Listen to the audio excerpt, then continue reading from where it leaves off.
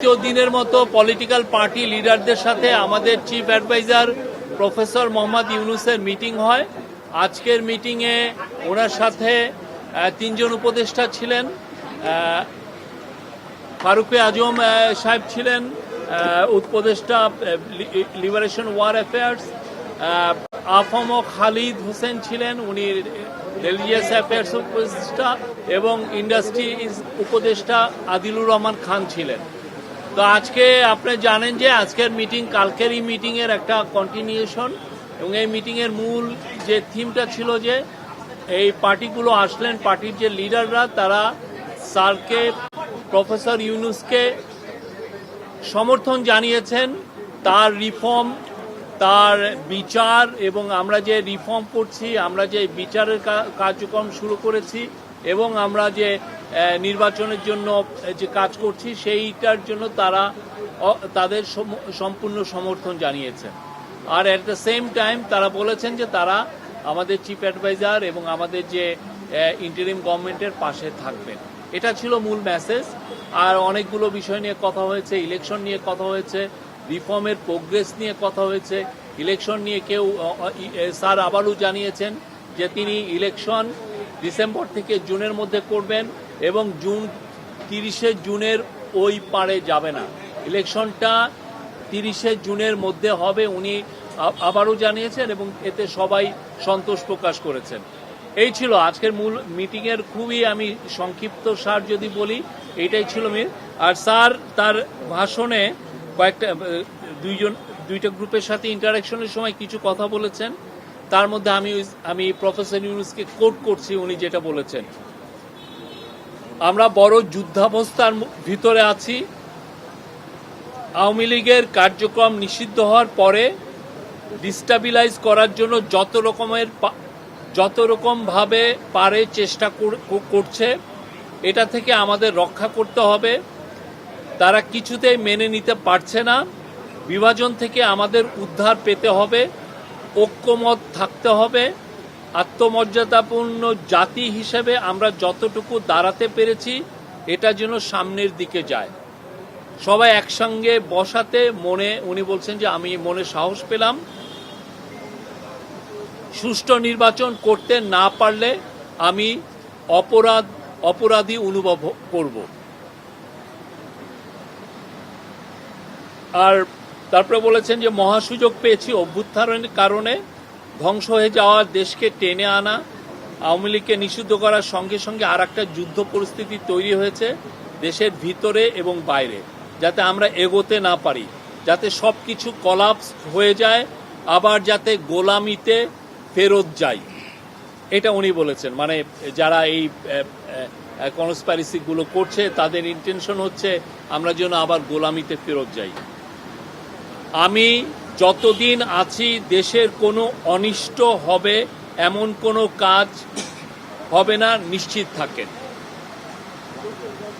আমি যতদিন আছি দেশের কোনো অনিষ্ট হবে এমন কোনো কাজ আমাকে দিয়ে হবে না, নিশ্চিত থাকেন। Thank you. এই ছিল।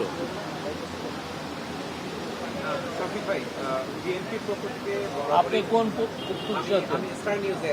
আচ্ছা বলেন, আপনার নাম কি? আচ্ছা বলেন।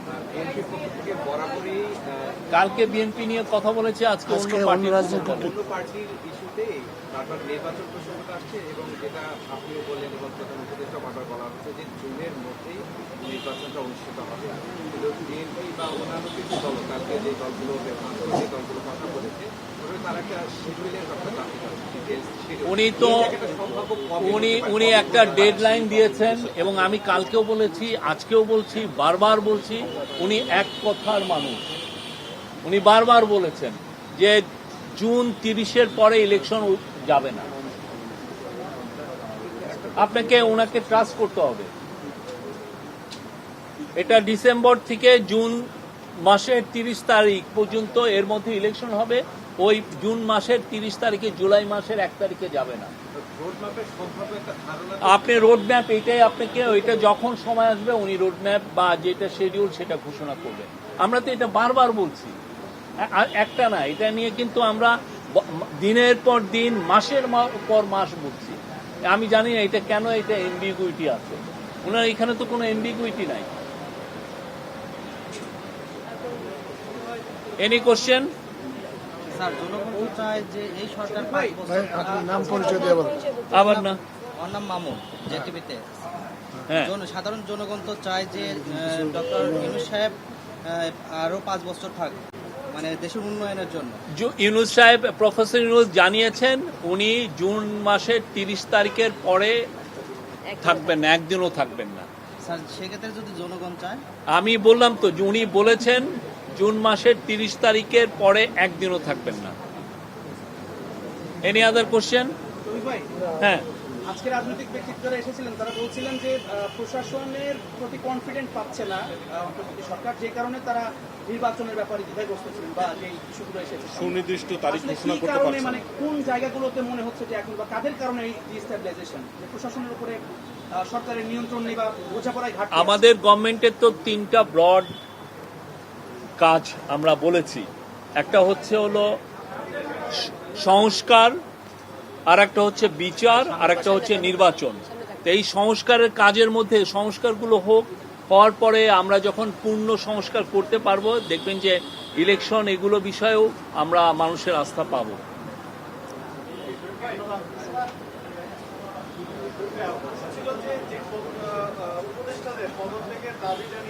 আজকে কেউ কোনো দাবি জানে না। আজকে কোনো উপদেষ্টারও কেউ দাবি জানে না। আজকে আমি আমার জানা মতে কেউ যে কোনো উপদেষ্টার পদত্যাগ চেয়েছেন আমরা এটা শুনি নাই।